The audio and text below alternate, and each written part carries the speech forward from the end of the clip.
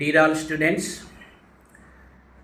జాసాలో ఎవరైతే పార్టిసిపేట్ చేశారో వాళ్ళకి మనకి చాయిస్ ఫిల్లింగ్ అనేది ఆప్షన్ అయిపోయిందండి.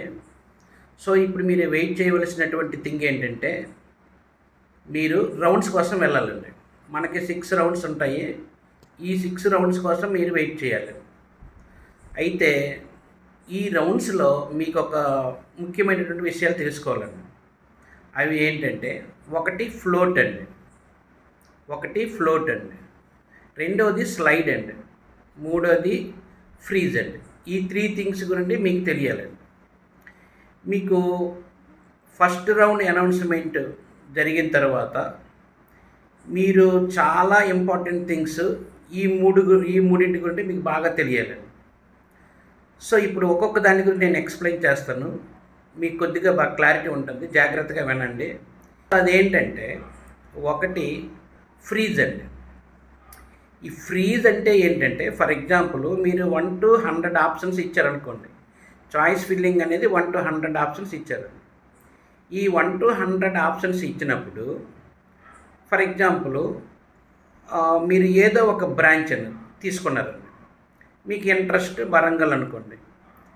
వరంగల్లో మీకు ఫర్ ఎగ్జాంపుల్ సివిల్ చూపించింది అనుకోండి ఫస్ట్ రౌండ్లో.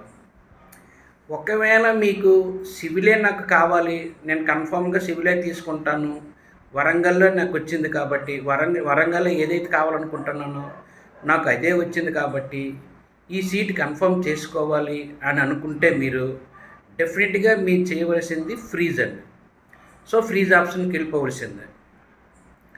ఫ్రీజ్ ఆప్షన్స్కి మీరు వన్స్ వెళ్ళారు అంటే దాని అర్థము మీరు ఆ సీట్ని ఫిక్స్ చేసుకున్నట్లే దాని అర్థం. మీకు ఏది కావాలో అనుకున్నారు, ఆ సీటే వచ్చింది. సో దాన్ని మీరు ఫిక్స్ అయిపోయారండి. సో ఇంకా మీరు వరంగల్ సివిల్కి మీరు కన్ఫర్మ్ అయిపోయినట్లే, అంతే. ఇంకా మీరు 6th రౌండ్స్ వరకు మరి మీరు వెయిట్ చేయవలసిన అవసరం లేదండి. మరి సెకండ్ థింగ్ మరొకటి ఉన్నదండి. అదేంటంటే స్లైడ్ అండి. ఈ స్లైడ్ గురించి మీరు బాగా తెలుసుకోవాలండి. ఈ స్లైడ్ అంటే ఏంటంటే, మీకు ఆల్రెడీగా సివిల్ అనేటువంటి వరంగల్లో సివిల్ వచ్చింది, కానీ మీరు స్లైడ్ పెడుతున్నారు.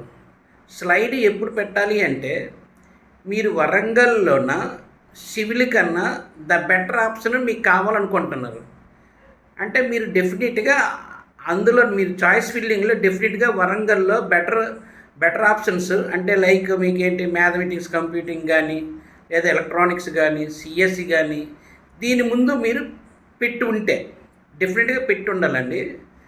పెట్టి ఉంటే అది ఎలా కన్సిడర్ చేస్తుందని అంటే, మీరు స్లైడ్కి వెళ్తున్నారు అంటే దాని అర్థము, నాకు వరంగల్లో సివిల్ సీట్ వచ్చింది, కానీ నేను ఎందుకు స్లైడ్కి పోతున్నానంటే దీనికన్నా ముందు ఏమైనా నాకు బెటర్ కోర్స్ అని వచ్చేటటువంటి ఛాన్స్ ఉంటే నాకు ఇవ్వు అని దాని అర్థం అండి.